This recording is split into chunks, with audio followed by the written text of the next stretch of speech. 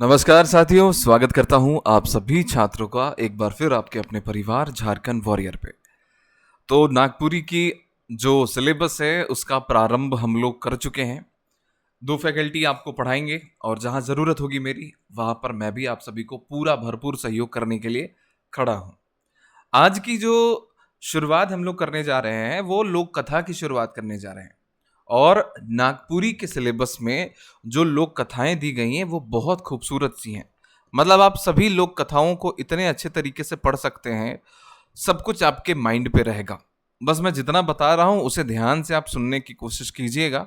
और अगर छोटी मोटी अगर प्रोनाउंसिएशन में गलती भी हो जाए तो उसे क्षमा करिएगा। हालांकि मैं चाहता हूँ कि आप सभी छात्रों के लिए जितना ज़्यादा हो सके मैं वो करूँगा।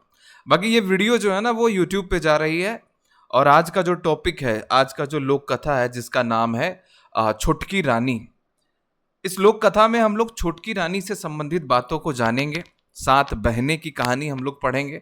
अभी तक आप लोगों ने 7 भाई 1 बहन अपने नागपुरी में भी पढ़ा था, बट यहाँ पर इस लोक कथा में आप 7 बहनों की कहानी पढ़ेंगे, जिसमें से एक बहन खूबसूरत होती है, बाकी 6 बहनें जो होती है वो खूबसूरत नहीं होती है, शारीरिक रूप से वो विकलांग होती है। तो भाई क्या कुछ है लोक कथा और ये छोटकी रानी का क्या कहानी है, आज हम लोग इस क्लास में कवर करेंगे। लेकिन उससे पहले कोई भी छात्र, अगर आप जेएसएससी सीजल का आपने फॉर्म भरा है या फिर मतलब कि भरोगे, तो डेफिनेटली मैं आप सभी से कह रहा हूं कि आप झारखंड वॉरियर ऐप से इसकी पूरी तैयारी कर सकते हैं, कंप्लीट आप प्रिपरेशन कर सकते हैं, जो कि नागपुरी भाषा आपको पूरा सिलेबस के अकॉर्डिंग कंप्लीट कराया जाएगा। कुल 10 लोक कथा है। आज ये पहली लोक कथा मैं आप सभी को दे रहा हूं। ध्यान रखिएगा, कोई भी छात्र अगर नागपुरी की क्लासेस ज्वाइन करना चाहे, डाउनलोड कीजिए झारखंड वॉरियर ऐप और जा करके ज्वाइन कीजिए। साथ ही साथ मैं आपको एक चीज और बताना चाहूंगा, ऐप पे सब कुछ एकदम से आपका सीक्वेंस वाइज होने वाला है। Video lectures, PDF notes and test. So guys, आप जाओ और जा करके क्लासेस को ज्वाइन करो। तो भाई शुरुआत करते हैं आज की लोक कथा छोटकी रानी। और शुरुआत होती है एक जंगल से, जहां पर यह बताया जाता है कि उस जंगल में एक बूढ़ा और बूढ़ी रहते हैं। कहता है कि गोटेक बन रहे हुआ बूढ़ा बूढ़ी रहत रहे। कहने का मतलब है कि चारों तरफ से जंगल था और उस जंगल में एक बुढ़ा और एक बुढ़ी रहा करते थे। उमन के 7 गो बेटी रहे। अगर हम बात करें इस बूढ़ा बूढ़ी के, तो कुल 7 गो बेटियां थी इसके। याद रख लीजिएगा आप सब, 7 बेटियां इसके थे। छोटकी बेटी बड़ी सुंदर रहे और बड़का छवो मनक कोनो नहीं कोनो अंग बगड़ल रहे। कहने का मतलब ये है कि जो छोटी बेटी होती है ना, वो बहुत खूबसूरत होती है। लेकिन इसके अलावा मैंने जैसे कि स्टार्टिंग में ही कह दिया कि 6 बेटियां जो होती है वो शारीरिक रूप से विकलांग होती है। सातों बहन एक एक तो कोठरी में रहत रहे।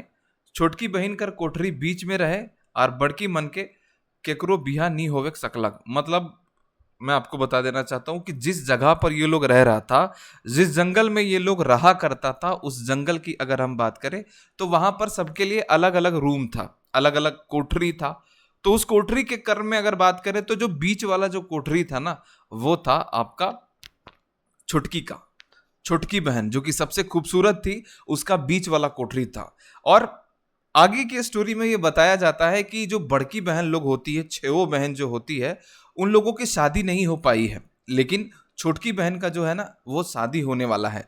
छोटकी बहन कर बिहा कर बात ठीक हो गलक। मतलब छोटकी बहन का शादी ऑलमोस्ट सेट हो चुका है, अब ये शादी करने के लिए रेडी है। इके देख के बड़की मन उकर से मुरुक जरक लागलें। कहने का मतलब है कि भाई जब छोटकी बहनिया का शादी सेट हो गया तो बड़की बहनियां सब जलने लगी। जलने इस सेंस में लगी कि यार इसका शादी हो जा रहा है, हम लोग कुंवारे हैं और उम्र में उन लोग से बड़ी है, उन लोग से छोटी है छोटकी बहनियां। चूंकि ये खूबसूरत थी तो इसका शादी तो सेट होना निश्चित था, है ना। उसके बाद बात आती है शादी का। जिस दिन शादी होने वाला होता है उस दिन की बात आती है। तो यहां पर लिखा है कि बिहा दिन खूब तैयारी होवे लागलक। जिस दिन शादी थी उस दिन तैयारी बहुत जोरों शोरों पे होने लगा। बड़की बहन मन छोटकी के पिंधाए के लिए फूल लाने बन गए।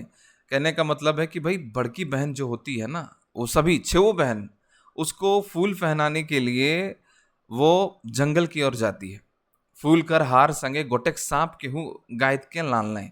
मतलब वो गई थी तो फूल का माला लाने के लिए, लेकिन जो हार लेकर के आई हैं उसमें सांप का माला गुथा हुआ है ना। सांप को गोल घुमा करके लाया है ये लोग, उस हार में सांप को बांध दिया है। ये छेवो बड़की बहनियां इतना जरताही है ये लोग कि जर जर के राख हो गई है और अपनी छोटकी बहनिया के मारे सोच रही है। बताइए, खाली इतना ही कसूर है कि ओकर शादी हो रहा है बस।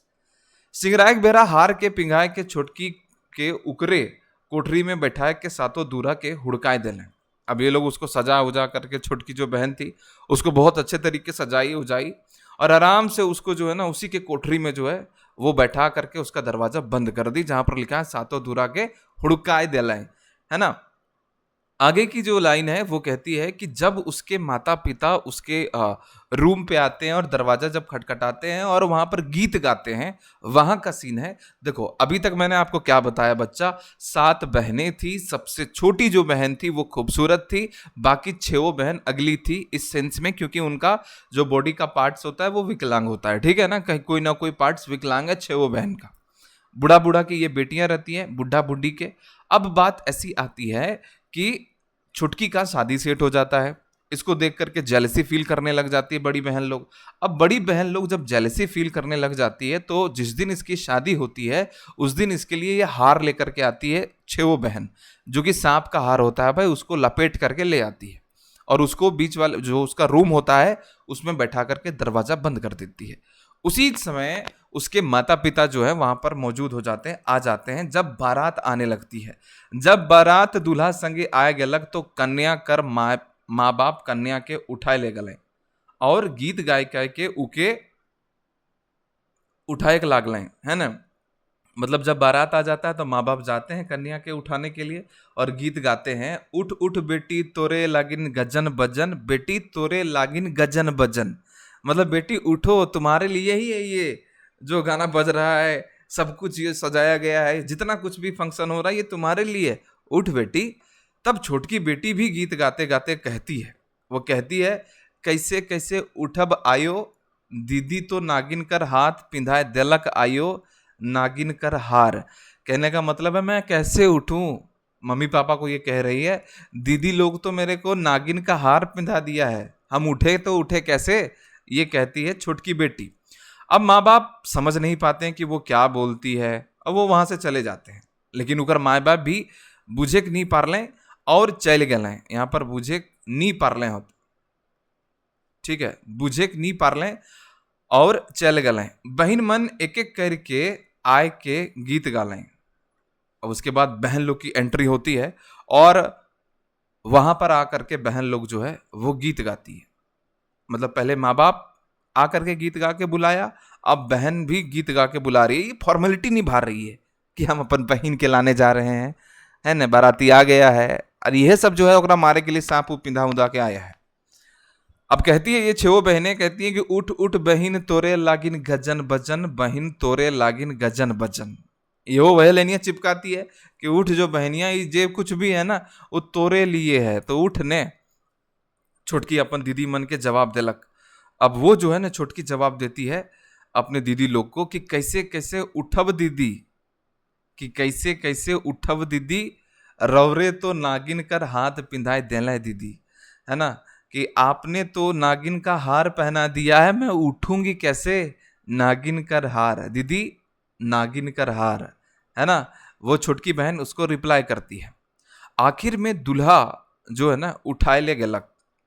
दूल्हा जो है, अब बारी आती है दूल्हा की, जब वो उठाने के लिए जाता है दूल्हा और कहता है कि कैसे कैसे उठब सैया, दीदी तो नागिन कर हाथ पिंधाए देलो हो, नागिन कर हार। यहां पर समझने की कोशिश कीजिएगा, जब दूल्हा उठाने के लिए जाता है ना तब ये अंदर से ये रिप्लाई करती है, छोटकी जो होती है वो कहती है कि मैं कैसे उठ पाऊंगी सैया, दीदी लोग तो हमको नागिन का हार पहना दी है। अब इस बार दूल्हा को समझ में आ जाता है, तब दूल्हा अर बूझ गेलक का बात आहे और सातों दूरा के तोड़ के कोठरी में ढुकलक, लेकिन से बेरा तक छोटकी मोर जा रहे। मतलब कि समझ लीजिएगा कि जब दूल्हा समझ जाता है कि ये कोई प्रॉब्लम में है, नागिन का हार पिंधाए दिले हो, जब बात हो रही है तो ये जो है ना वो घुस जाता है तोड़ ताड़ के दरवाजा को, बाहर से ही लोग गीत गाता है तो ये तोड़ ताड़ के घुस जाता है कि भाई कुछ ना कुछ प्रॉब्लम है भाई, दया पता करो, तो चल जाता है। ऐसा नहीं बोलता होगा कि पता करो, ये तो एडिशनल चीज कभी कभी बोल देते हैं, लेकिन समझने के लिए समझना, दूल्हा एकदम हीरो की तरह तोड़ देता है केवाड़ को और अंदर घुस जाता है कि नहीं। तले कन्या के बाहरी लाइन के जलायक लेगलक, मतलब जब तक वो अंदर गया था तब तक वो मर गई थी, और फिर जो है कन्या को बाहर में ला करके जलाया जाने लगा। गोटे गगरी में उकर हाड़ मन के लेके दूल्हा छोड़ा दुखी होई के अपन घर घुर गेलक। ये तो शादी करने गया था भाई, दूल्हा जो राजा था वो तो शादी करने के लिए गया था, लेकिन अनफॉर्चुनेटली क्या होता है भाई, अनफॉर्चुनेटली वो मरी हुई रहती है। लेकिन इसका प्रेम इतना गहरा था भाई कि उसको जलाने के बाद जो हड्डी उड्डी होता है, जो अस्थि उस्थि आप बोलते हैं, उसको ले करके जो है ना वो अपना घर वापस आ गया गगरी में भर के। उकर हार्ड मन के लेके दूल्हा जो है बहुत ही दुखी मन से वो अपना घर रिटर्न आ जाता है। उ छोड़ा कर भौजी मन उके बेस नी करत रहे, खाए के लिए नी देवत रहे, से ले उ अलगे रहे लागलक। जे बेरा छोड़ा काम करे चल जाए जात रहे, सखन गगरी से गोटक छोड़ी निकल के घरक सब काम करके भात रींद और खाए के गगरी में घुस जाते रहे। यहाँ पर बताया गया है कि भाई जब वो घर जाता है दूल्हा, लड़का जो है, तो उसकी भाभी लोग उसको वैल्यू नहीं देने लगी, ना उसको खाने के लिए पूछने लगी, इसलिए वो अलग रहने लगा।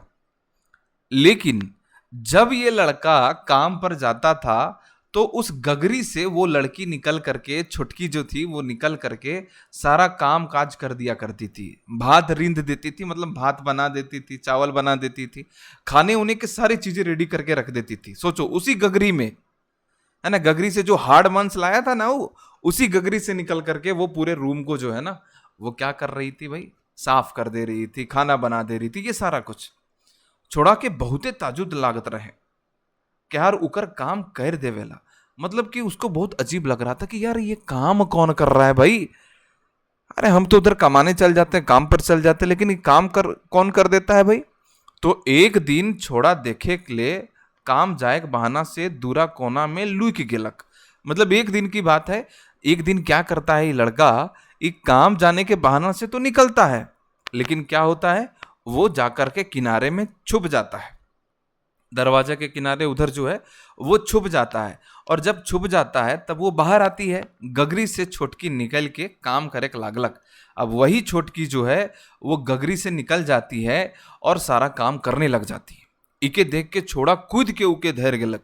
मतलब ये देखता है, जैसे ही लड़का ये देखता है वो एकदम दौड़ते दौड़ते जाता है और लड़की को पकड़ लेता है। छोटकी कहे लागला मोके छोड़ दे गगरी में जाए दे। वो कहती है कि नहीं मुझे जाने दो, मुझे गगरी में जाने दो, मुझे छोड़ दो, है ना। लेकिन वो नहीं छोड़लक और कहलक तो इतना बोल नहीं छोड़ब, तो कतनो बोल नहीं छोड़ब, मतलब तुम कितनो भी बोल लो हम तुमको नहीं छोड़ेंगे, तुमको नहीं जाने देंगे। अब हमरे दुइयो जन बेस से रहब और गगरी के फोड़ दिलक। अब ये लड़का कहता है कि अब तुमको हम गगरी में नहीं है जाने देंगे, हम लोग दोनों ही अपनी जिंदगी जो है ना वो बेस्ट से बिताएंगे, इसलिए तुमको हम कहीं नहीं जाने देंगे। अब वो आराम से जो है ना गगरी को फोड़ देता है। एक दिन गोटेक बुढ़िया दही बेचते बेचते वह घर ठीन आलक। मतलब एक दिन जब एक बुढ़िया जो है वो दही बेचते बेचते उस घर के तरफ आई तो छोटकी खिड़की के झांक के देखत रहे, मतलब छोटकी जो थी वो खिड़की तरफ देख रही थी, उके बुढ़िया देख लेलक।